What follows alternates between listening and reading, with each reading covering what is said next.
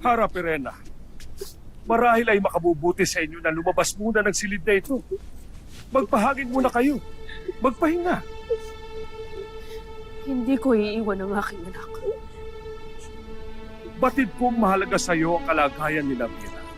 Ngunit Perena, Ano pa ang higit na mahalaga sa kalagayan ng aking anak? ang kapakanan at kinabukasan ng buong Encantadia. Nakikiusap ako nino. Iwan niyo na muna ako.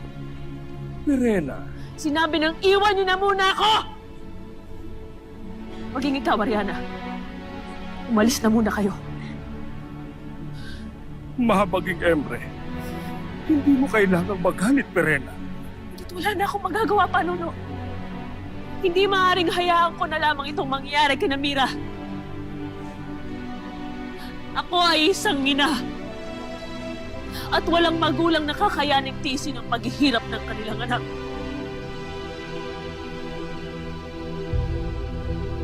Lalo pat kung mayroon siyang maaaring gawin.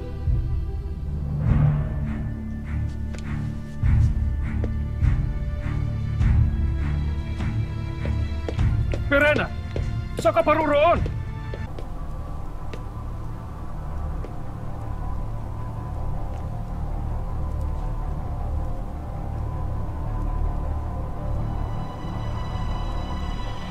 Nais kong makita kung gaano kamahal ang iyong anak.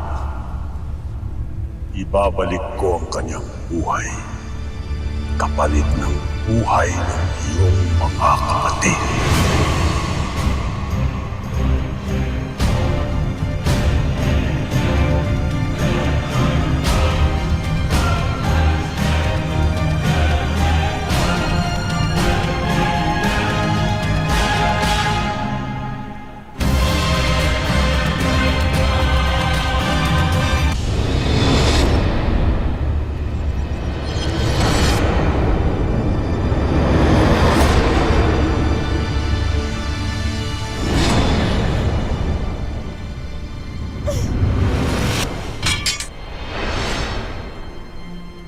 Ana.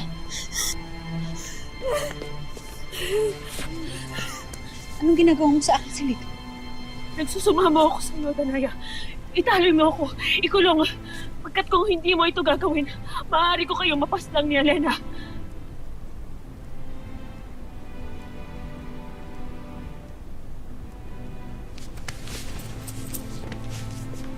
Anong pinagsasabi mo, Perena?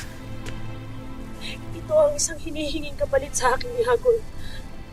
Ang buhay niyo ni Elena, kapalit ng buhay ni Namira. At munti ko na itong ibigay sa kanya, Danaya. Kaya't nakikiusap ako sa inyo. Igapos niyo na lamang ako nang sa ganun ay hindi ako magkasala sa inyo ni Elena. Huwag ka mag-alala, Perena. Hindi ka nag-iisa. Dahil kung anong kasalanan sa ni Hagol, kasalanan niya rin sa akin.